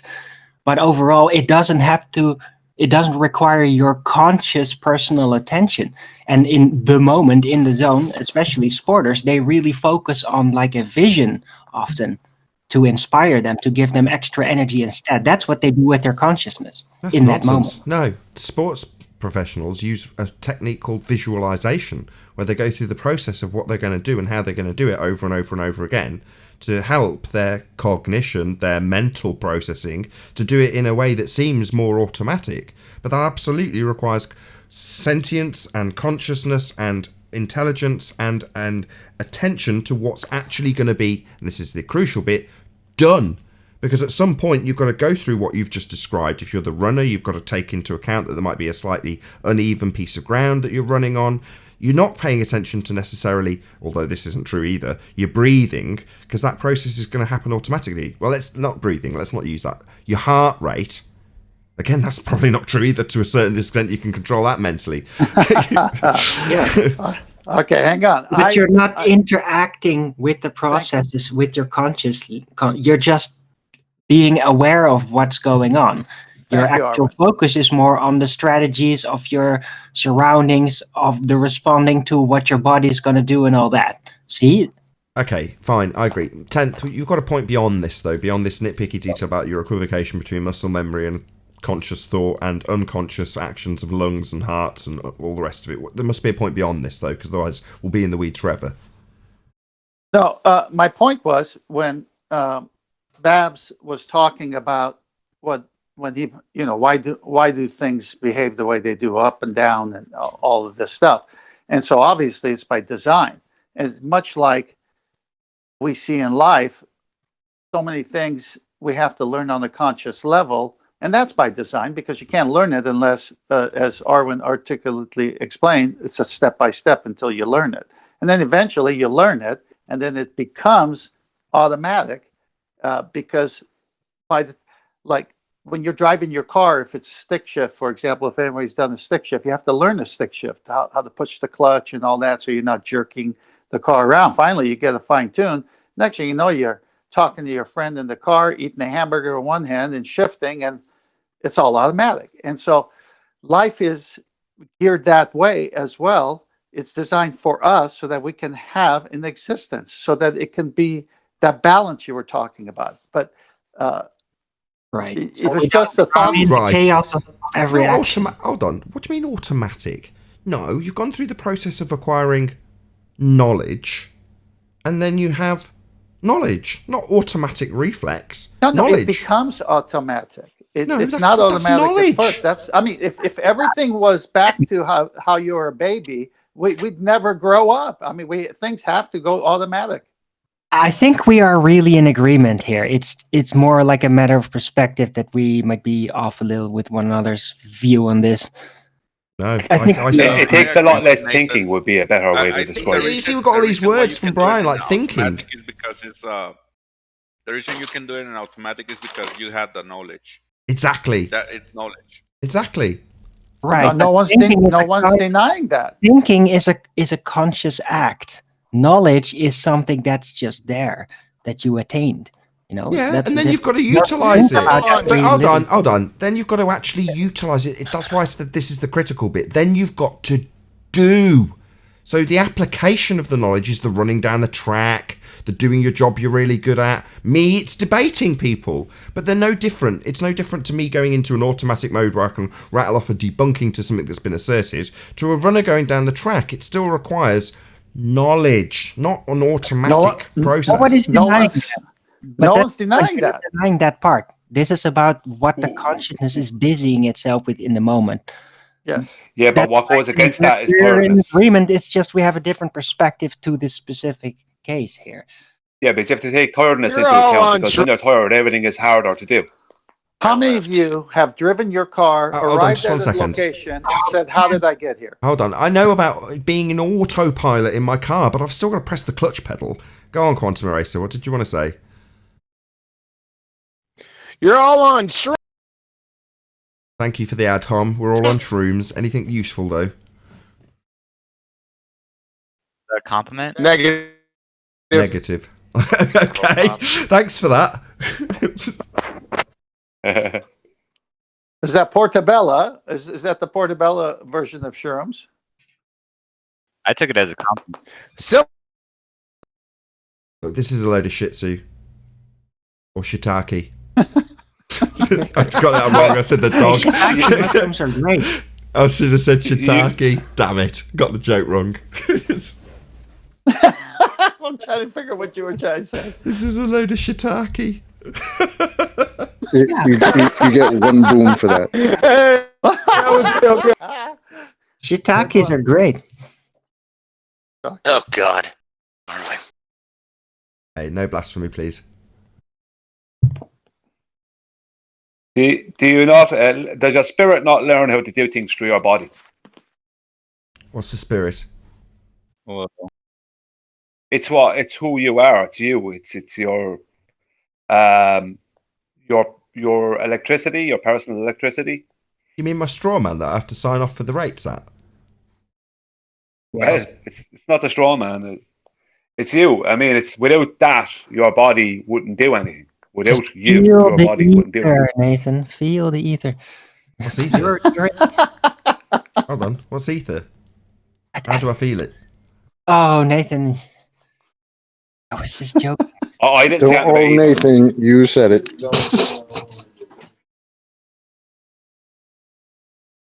I'm not ether bashing. If you can show me ether, I'm all for it, man. I'm open to this stuff. I was open to it being a sphere, you know. Okay. So I think Adam may have some ether in a jar. that's a fart. No, actual ether. It's called ether. I'm pretty sure he's They got a use, fart. use it. What is it? To make people fall asleep really quickly. Yeah, yeah, yeah.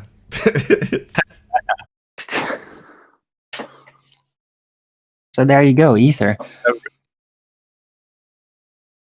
I know what you're talking about. You're talking about what they used to use in like 1900s to put people under, like as a, what would you call it? A general anaesthetic? Like chloroform.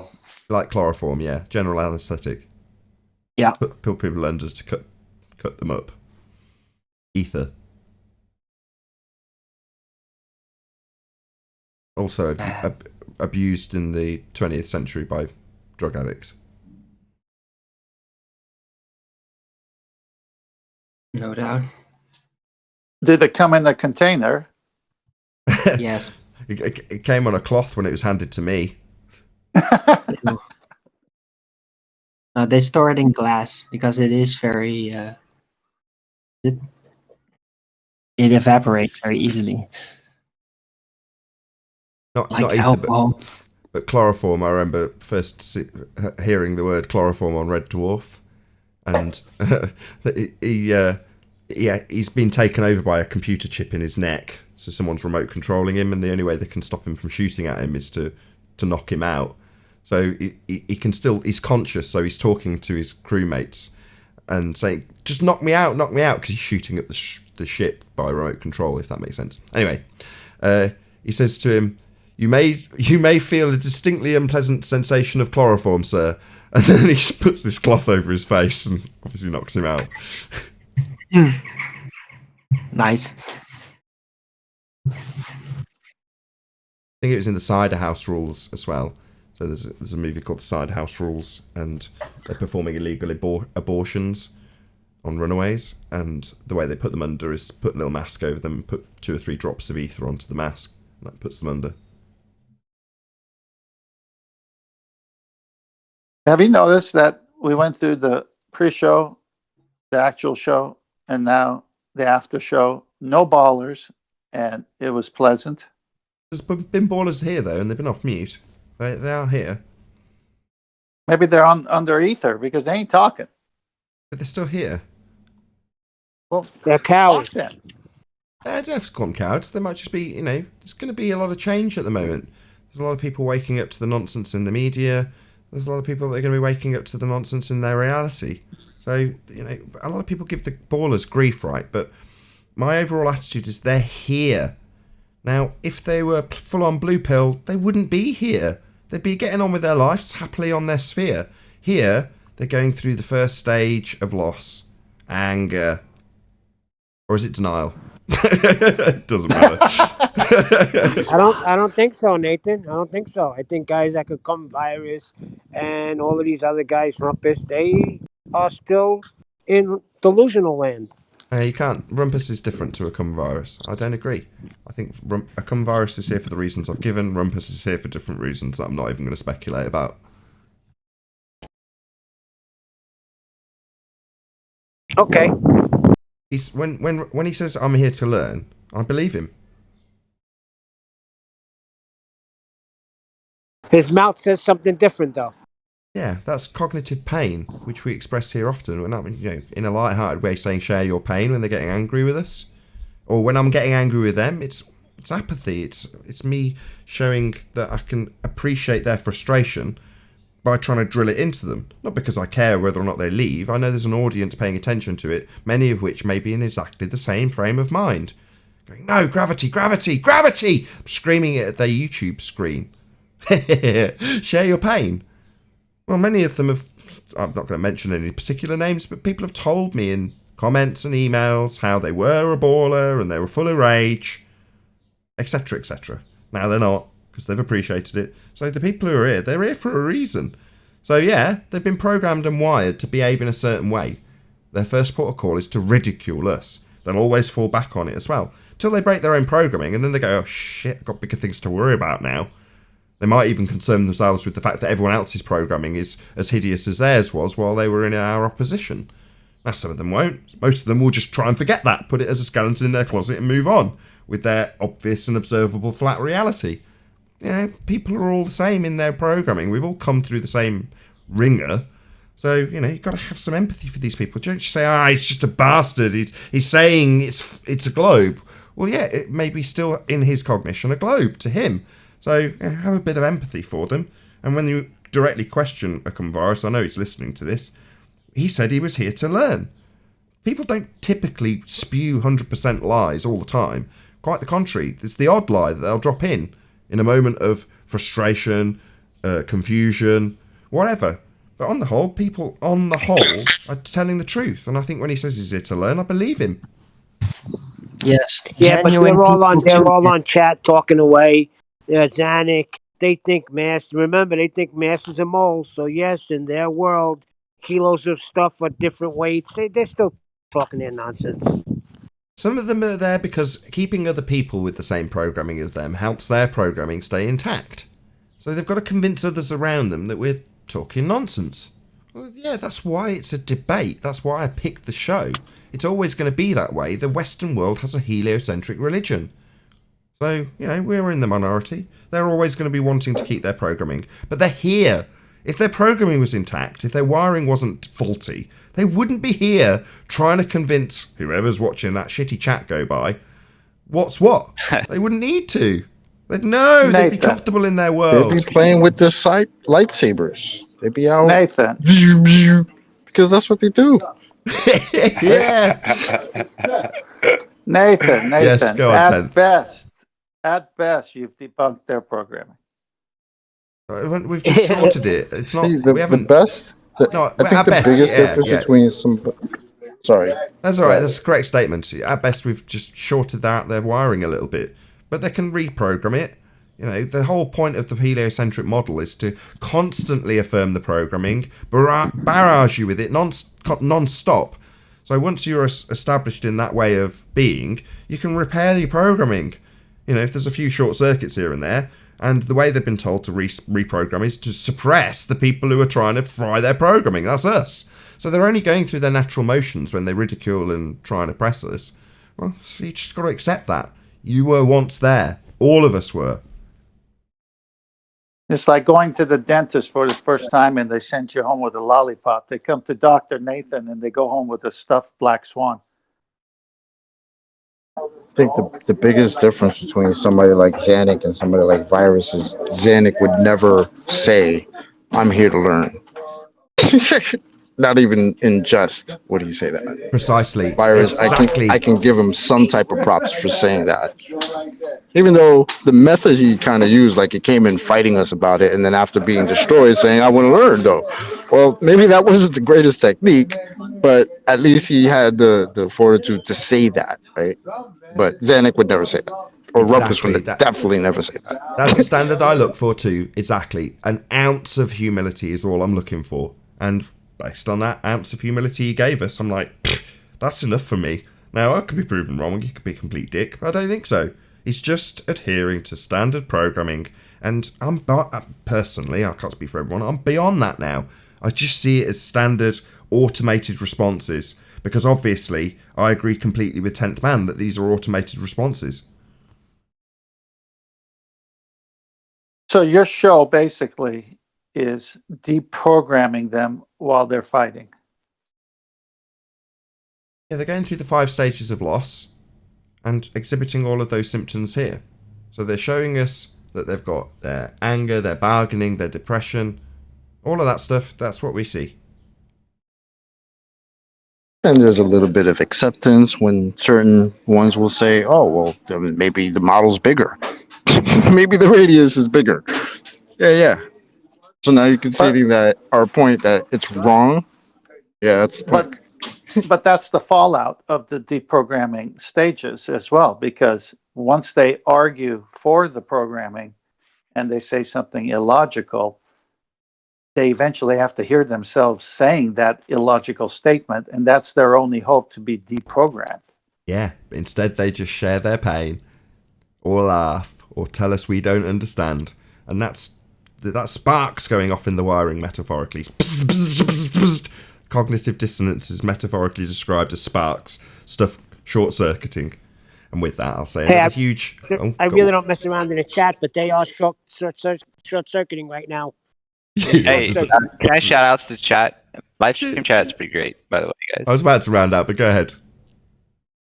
Live stream chat is pretty great. In Discord, it's usually pretty good shit going, or stuff going on. Yeah, it's pretty I literally never have it open because I see it as a cesspit. But with that, I'll say a huge, massive, enormous thank you to all of you who tuned in on the Nathan Oakley Programming stream for hopefully smashing the super chat, liking, commenting, sharing, subscribing, and all that good stuff. Be sure to check out nathanoakley.com and the Flat Earth Debate Forum to keep up to date with the community debate. Again, another massive thank you to today's Discord and G+ panels for making today's after show possible. I've been Nathan Oakley, and I'll see you all in the next video.